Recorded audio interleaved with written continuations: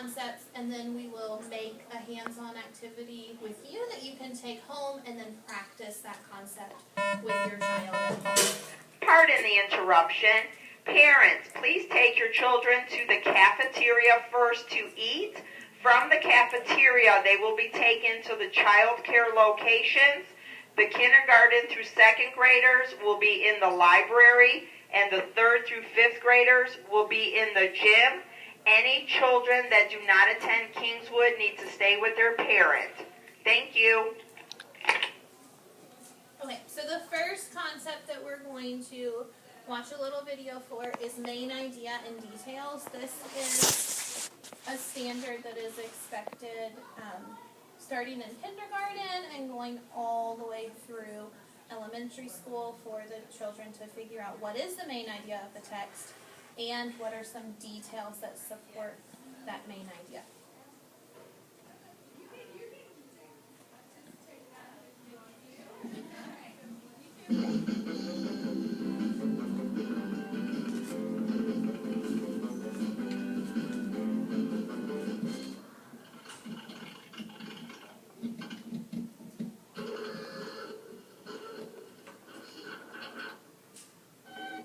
You wrote a paragraph? Roller coasters move in different ways. They can loop upside down. Some twist and turn on the tracks. Others rise high in the sky and then drop suddenly. No matter how roller coasters move, I love feeling the wind through my hair. Moby, you don't have any hair. But this is an awesome paragraph. Your main idea comes through loud and clear. What is the main idea? The main idea is the point of a piece of writing. It can be a big idea the writer wants to get across. The main idea of your paragraph is that roller coasters move in different ways. The topic sentence tells the main idea and lets you know what the rest of the paragraph will be about. Let's see. Your topic sentence is, roller coasters move in different ways. But there are other sentences here that help explain the main idea. Why are supporting details important? I know that a detail is a piece of information, and when you support something, you hold it up. Your paragraph has 3 supporting details that describe how roller coasters move. Roller coasters can loop upside down. Some twist and turn on the tracks. Others rise high in the sky and then drop suddenly.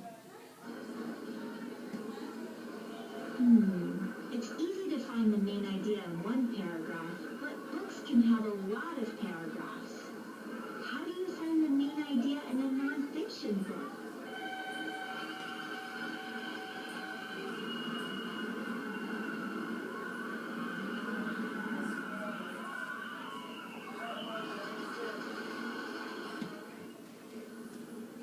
I know that a book can have one big main idea. And each chapter has a main idea that supports the big idea of the book. And those chapters have paragraphs with main ideas that support the chapter. I think the main idea of this whole book is that making roller coasters takes a lot of science and planning. And there are a lot of details to support that. But that's nonfiction. So, how do you find the main idea in a story? This is a great story. Ladies and gentlemen, if you can listen for one more announcement, and hopefully that'll be it until the session ends. I want to make one slight correction. K through 2 are going to go to the media, K through 2 are going to the gym, and 3 through 5 are going to the media center. And we have movies for children to watch with popcorn. And those children who are below school age will stay with the parents in the sessions. Thank you so much for coming. This is going to be a wonderful event. It's our first one, so we're She's a gonna little, will it into being one. it's a little bumpy, but that's okay. Not sure. But I can find out by looking for clues in the story. In the story, a girl goes on her first roller coaster. She has butterflies in her stomach and wishes she had never gotten in line. But her big sister promises to hold her tightly. And she winds up having a lot of fun and doesn't even need to hold her big sister's hand. I can look at the supporting details to figure out the main idea. The girl was nervous, wanted to leave, and her sister helped her. Right, Moby. The main idea is the girl gets over her fear with a little help. I bet she loved feeling the winds through her hair. But you still don't have hair, Moby.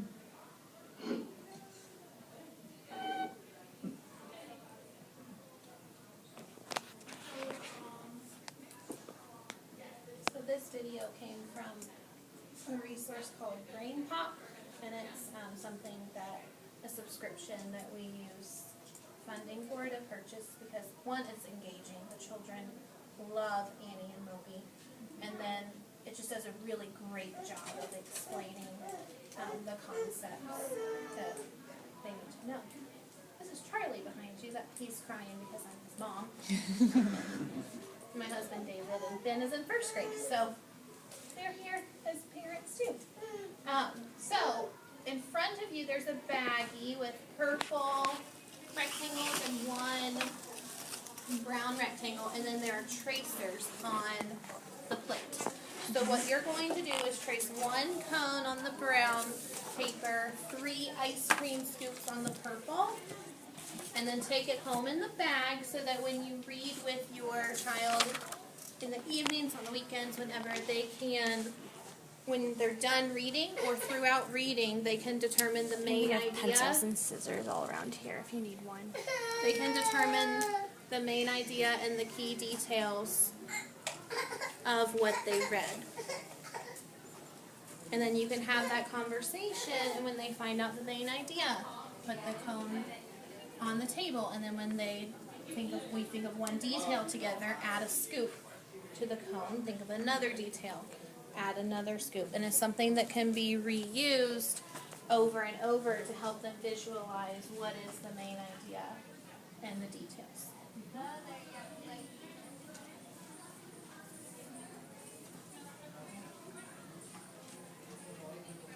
Ms. Kimball, is this something that parents could make at home if they weren't able to attend this evening?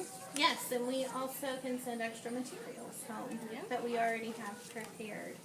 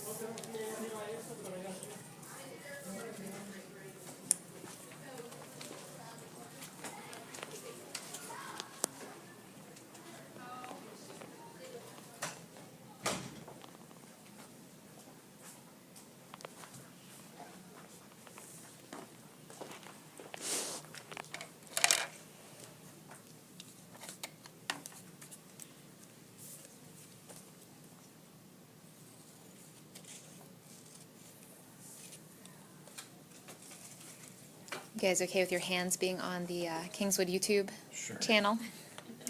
And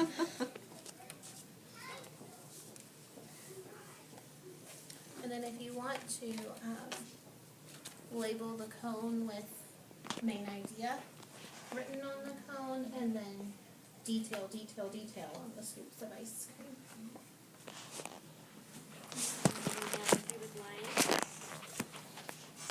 And this concept seems simple, but it's tricky.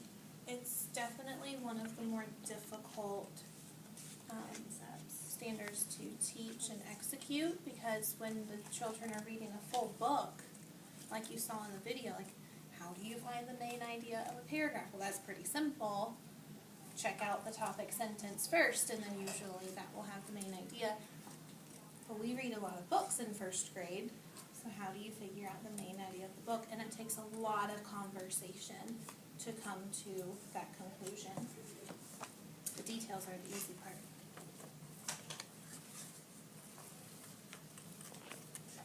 So while you guys are cutting, since we're a little crunched for time in session 1, we're going to play the second video.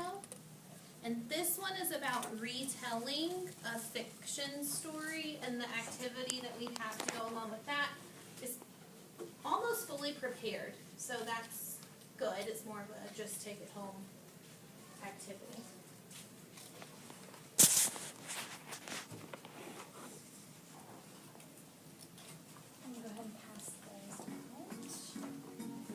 How to retell a story.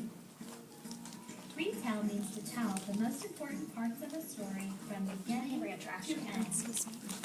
We often retell stories to show that we understood it. Sometimes we retell a story just for fun because we want to tell our friends about it. When you retell a story, you can't retell everything. You only retell the most important parts. So, what is important? Usually the most important parts are the characters, the setting, and the big events that happen in the story. Have you heard the story Goldilocks and the Three Bears? I'm going to retell it to you. Goldilocks and the Three Bears is a story about a girl named Goldilocks who goes for a walk in the forest. In the beginning, the bears left their house to go for a walk while their porridge cooled. Next, Goldilocks came to their house, and she ate their porridge, sat in their chairs, and then fell asleep in one of the beds. In the end, the bears came home and scared Goldilocks. She jumped out of bed and ran away. My retelling included the characters, the setting, and the most important events from the beginning, middle, and end. Now you can practice retelling a story on your own. Thanks for watching. Check out other reading videos on the Teaching Without Frills YouTube channel. Alright, so retelling, this is another standard and skill that the children start when they first begin reading, and even before they're reading, they're retelling stories. In first grade, we take it a step further and require them to not just retell the beginning, middle, and end, but also identify the characters, the setting, the problem solution, and even the author's purpose of writing that story. So if you look in the Ziploc bag, we actually had our class 6 of our students put these together for you today. We talk about teamwork all week. Could I get a bag? Oh, no. And they A use bag. teamwork to put together these bags. So there's a strip all put together of a train. And those are the story elements we focus on in first grade. The character setting, problem solution, beginning, middle, and end. And then there's another strip that's the train tracks. And then small cards with each part of the train. So after you read a fiction story, a fiction book, tell a fiction story, then you can actually put together the parts and really dig deep and dive into what are the different story elements and how do they fit. So for example, find the engine and then ask, well, how did the story begin? Or you can ask, who are the characters in the story? Who's driving this train? Who are the characters in the story? The next car, and like which car, it doesn't really matter, your kids can pick, or they can match the strip. Talk about the setting. Where does the story take place? Those two components are what we teach them typically happens in the beginning. You get introduced to the characters in this setting. And then the problem tends to happen in the middle of the story and the solution at the end.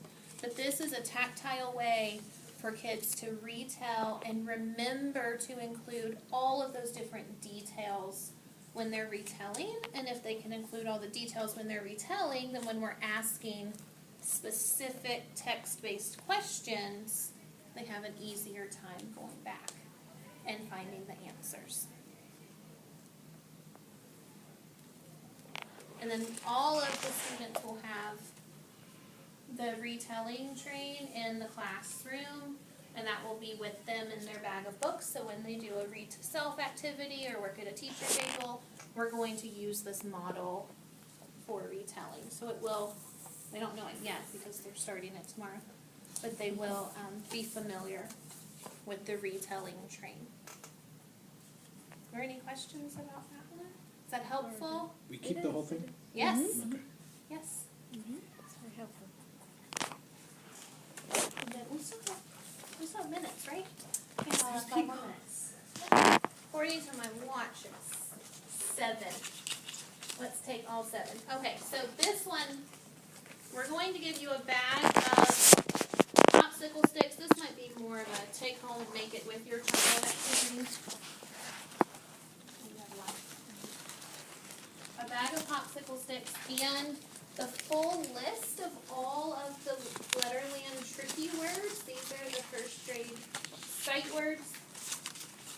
So the video will explain the game. It's called Kaboom. It's a very fun sight word game that students really enjoy playing. So you will write a sight word on each of the sticks, and then on 3 of the sticks you'll decorate it and write Kaboom. The video will show how to play, and we're giving all of you this sight word list, and a lot of the kids can read most or all of these words. So then we were talking about, okay, well how can those children benefit from playing a game like this? They can read the words. So we talked about it as a grade level, and one thing that we have discovered is using the words in a sentence is a lot more difficult than we thought. Spelling those words is a little bit more difficult than we thought because there's very interesting spelling patterns in these words. So what you guys are going to do, we have 5 minutes. We'll play the video to demonstrate how to play the game. And if you want to start making your sticks, you can start making them here, or if you would like to take the whole kit home and then put the game together with your child. It's so much fun. My boys really enjoy playing this game. We play it at home for fun. We play it here at school, and it's a good one. So if you want to look through these words, these are the first grade Letterland tricky words. We will play the video so that you understand how to play the game, and then whatever time is left, you guys can start making those Kaboom sticks. Ready for an explosively fun alphabet game? It's time to Library Make. While visiting with family and friends, it may seem hard to keep up with your child's learning, but just because it's playtime doesn't mean it's not also literacy time.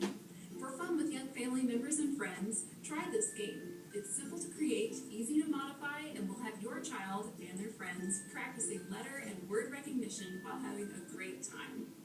In this video, I'll show you how to create a fun game called Kaboom, which will allow your child to practice reading letters and words while learning to take turns and play fair. For this craft, you'll need popsicle sticks or tongue depressors, a permanent marker or our printout, scissors, and a glue stick, an empty cup or can, I used a cute bucket, and a timer, which is optional. Let's get crafting. First, write sight words on one end of the popsicle sticks with a permanent marker. Or, if you want, use our printout to cut out words, then glue each word to the end of a popsicle stick. You can also write letters or numbers for younger children still learning the alphabet. Then, write Kaboom on the end of a few popsicle sticks. Place all the popsicle sticks with the word end down into your cup or can. That's it. Here's how to play. Set a timer for 3 to 5 minutes. Players take turns drawing a popsicle stick from the bucket and reading the word or making the sound of the letter on it, then adds it to their own pile. If the player can't read it, the stick goes back in the bucket. If the player picks a stick that says kaboom, he or she returns all their sticks to the bucket. The player with the most sticks in their pile when the time runs out wins the game. If you run out of sticks too quickly, try adding more kaboom sticks or decreasing the time on the timer. And voila! An easy, fun game for recognizing letters and sight words that your child will love, while you'll love how they learn how to take turns with others and play fairly. So many benefits and so much fun. This game is dynamite. Happy making! This has been an episode of Library Make, a production of the Planet. So does that one make sense? It's pretty straightforward and simple. And are these the words Those are all of the words for first grade for the year. So if your child they have units 1 through 20 down and they're reading them, and you want to challenge them, then I would skip to the bottom half. Okay. And then if they're reading all of those words, have them use them in a sentence, or start practicing spelling those words. And These are review words. the review words, Yeah. With an asterisk. that means those were introduced in kindergarten or in previous units. And these are just the tricky ones, not the. Those are just the tricky words. All of the other Letterland words follow the spelling pattern or spelling patterns of the week.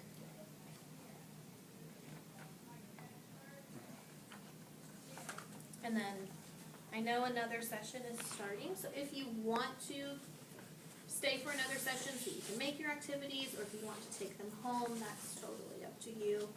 Some of you might have another session you can go to. Sorry this one was rushed, is there? Thank Good you for for the- coming.